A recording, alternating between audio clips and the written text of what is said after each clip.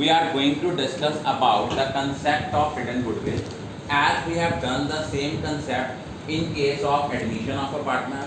Hidden goodwill क्या होता है कि कई बार जो पार्टनर रिटायर हो रहा है उसकी एक्चुअल अमाउंट जो ड्यू बनती है वो बनती है कम, लेकिन हम उनको पे करते हैं ज़्यादा। हम मैक्सिमम क्या क्या उसको पे करते हैं, जितना उसका कैपिटल बैलेंस है, जितना उसका शेयर है out of the undistributed reserve, revaluation का प्रॉफिट, और अगर लॉस है तो उसको एडजस्ट करते हैं।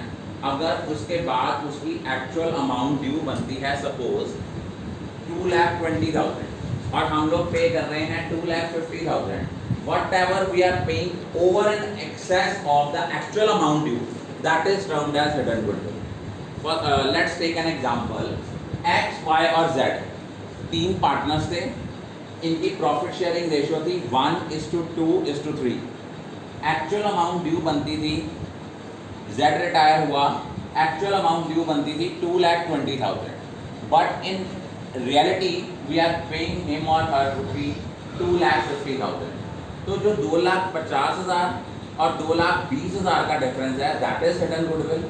और इसकी ट्रीटमेंट क्या होती है, रिटायरिंग पार्टनर को अमाउंट देनी है तो 2 रिटायरिंग पार्टनर्स कैपिटल, और इसको कौन बेयर करेगा, गेनिंग पार्टनर्स कैपिटल और करंट अकाउंट को हम इसको अपोर्शन करेंगे in the gaining ratio.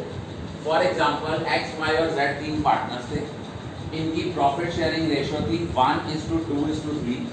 Z retire हुआ, अब देखो Z रिटायर हुआ तो Z की जो रेशियो थी वो कितनी हो गई, इनकी न्यू रेशियो हो गई 1:2। अब इसकी हिडन गुडविल की जो अमाउंट निकली थी वो आपकी आई थी 30,000। अब आप लोग देखो, हमने गेनिंग रेशियो निकाली, new share minus old share, new share minus old share करके जब हमने निकाला तो इनकी जो गेनिंग रेशियो आई थी वो आई थी 1:2। इट मीन्स हमने Z को पेमेंट करनी है, Z रिटायरिंग पार्टनर है, उसको हम क्रेडिट करेंगे, और डेबिट किसको करेंगे, X और Y को डेबिट करेंगे इन द गेनिंग रेशियो। तो एंट्री आएगी X capital account debit that is 10,000, Y capital account debit 20,000 to Z's capital that is 30,000। उसके बाद नेक्स्ट हमारा जो टॉपिक था वो टॉपिक था कि हमने इसमें पार्टनर्स कैपिटल अकाउंट का फॉर्मेट डिस्कस करना है इन case of retirement of a partner.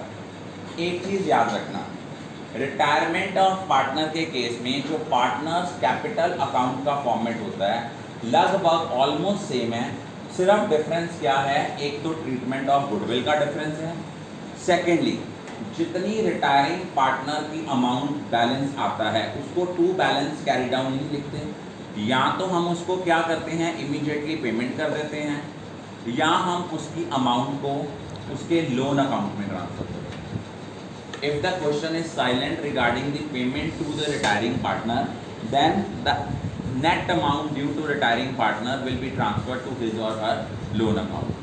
Either we have to pay the amount him or her immediately, or we will transfer the amount due towards the loan account of the retiring partner. अब देखो, इसमें आपको पता है कि partners capital का जब हम फॉर्मेट करते थे, पार्टनर्स कैपिटल का जब फॉर्मेट करते हैं, partner capital account personal nature account है, जो ट्रांजैक्शन पार्टनर के कैपिटल बैलेंस को इंक्रीज करती हैं these will be shown on credit side, और जो ट्रांजैक्शन पार्टनर के कैपिटल बैलेंस को रिड्यूस करती हैं these will be shown on the debit side. अब क्रेडिट साइड पे क्या आता है, by balance brought down, by revaluation profit, by accumulated profits and reserve.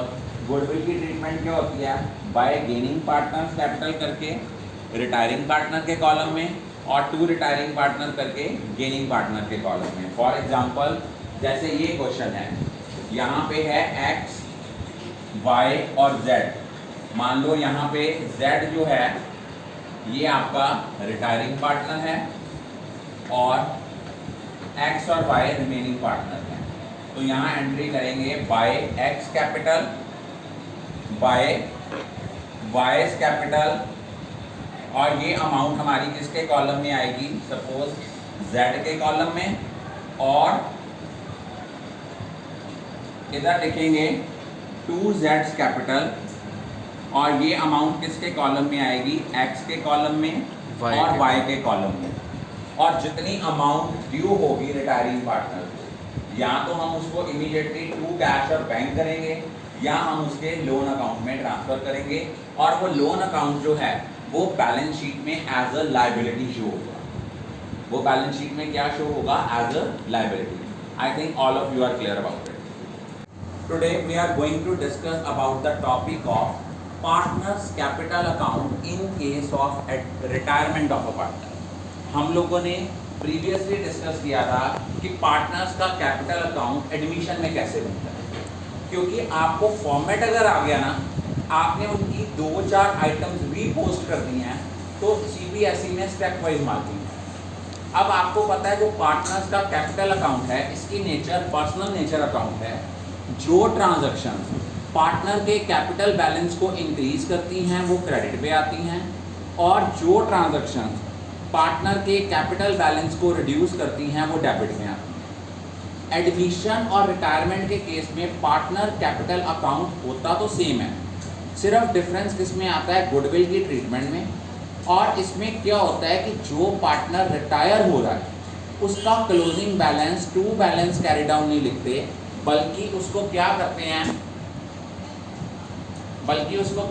हैं, या तो उसको टू कैश और बैंक पेमेंट कर देते हैं, या साल के एंड में जब भी वो रिटायर होता है उसका अगर अमाउंट हम पे नहीं कर रहे तो उसको रिटायरिंग पार्टनर के लोन अकाउंट में ट्रांसफर करते हैं। फॉर एग्जाम्पल XYZ 3 पार्टनर्स हैं और उनमें से Z रिटायर हो रहा है। XYZ 3 पार्टनर्स हैं और उनमें से Z रिटायर हो रहा है, तो पार्टनर्स कैपिटल अकाउंट का फॉर्मेट, पार्टनर्स कैपिटल अकाउंट कैसे बनेगा, अगर आपने ये कंसेप्ट समझ लिया ना, तो जो आपका कल का टेस्ट है, चाहे वो एडमिशन का है, डिफरेंस सिर्फ गुडविल की एडजस्टमेंट का है, बाकी सारा सेम है। सिर्फ अगर आप ये समझ लेते हो ना, तो अगर 6 मार्क्स का क्वेश्चन आता है, 3 to 4 मार्क्स आपके पार्टनर्स कैपिटल अकाउंट के होते हैं, अगर उन्होंने पार्टनर्स कैपिटल अकाउंट और रीवैल्यूएशन अकाउंट पूछा है। लेकिन अगर बैलेंस शीट पूछी है तब 2 या 2.5 नंबर होंगे। अब यहाँ पे हमने लिखना है partners capital account. Partners capital account जब भी बनाना है तो एक साइड पे डेबिट और इधर लिखेंगे क्रेडिट। अब जो ट्रांजैक्शन पार्टनर के कैपिटल बैलेंस को इंक्रीज करती हैं वो बाय साइड आएंगी, और जो ट्रांजैक्शन पार्टनर के कैपिटल बैलेंस को रिड्यूस करती हैं वो टू साइड आएंगी। बाय साइड पे आएगा bye balance brought down. Usually ये बाय बैलेंस ब्रॉट डाउन जो है ये बाय साइड पे ओपनिंग बैलेंस आता है, क्योंकि नॉर्मली कैपिटल बैलेंस जो है वो कहाँ दिया होता है, बैलेंस शीट की लायबिलिटी साइड। अगर मान लो यहाँ पे कोई रीवैल्यूएशन का प्रॉफिट है, ये भी पार्टनर के कैपिटल बैलेंस को इंक्रीज करता है, इसको भी हम क्रेडिट साइड पे शो करेंगे बाय रीवैल्यूएशन अकाउंट। तीनों पार्टनर्स में डिस्ट्रीब्यूट कर देंगे इन देयर ओल्ड रेशियो। कोई आपके अकामुलेटेड प्रॉफिट्स हैं या रिजर्व्स हैं, इनको भी हम ओल्ड पार्टनर्स में डिस्ट्रीब्यूट करेंगे इन द ओल्ड रेशियो। अब आपको पता है workman compensation fund partners capital account में कब आता है, अगर क्लेम अराइज कम हुआ एज कंपैरेटिव टू फंड, या क्लेम बिल्कुल भी अराइज नहीं हुआ, तो हम क्या करते हैं, जो वर्कमैन कंपनसेशन फंड है इसको हम पार्टनर्स में डिस्ट्रीब्यूट करते हैं इन ओल्ड रेशियो। और इसमें गुडविल की ट्रीटमेंट क्या होती है, जैसे सपोज अभी की है रिमेनिंग पार्टनर या gaining partners capital account debit to retiring partner. जब हम बाय गेनिंग पार्टनर लिखेंगे किस कॉलम में शो करेंगे, रिटायरिंग पार्टनर के कॉलम में, और यहाँ लिखेंगे to retiring partners capital account, लेकिन कॉलम किसका आएगा, गेनिंग पार्टनर्स का। जब हम by X capital by Y capital लिखेंगे तो अमाउंट जेड के कॉलम में आएगी। जब टू जेड कैपिटल लिखेंगे अमाउंट एक्स और वाई के कॉलम में आएगी। उसके बाद अगर आपका कोई रीवैल्यूएशन का लॉस है वो भी आप तीनों पार्टनर्स में डिस्ट्रीब्यूट करोगे। कोई ऑलरेडी गुडविल एग्जिस्ट कर रही है इसका भी आप लिखोगे to goodwill account, old partners in old ratio. कोई आपके फिक्टिशियस एसेट है, पार्टनरशिप में तीन तरह के फिक्टिशियस एसेट होते हैं।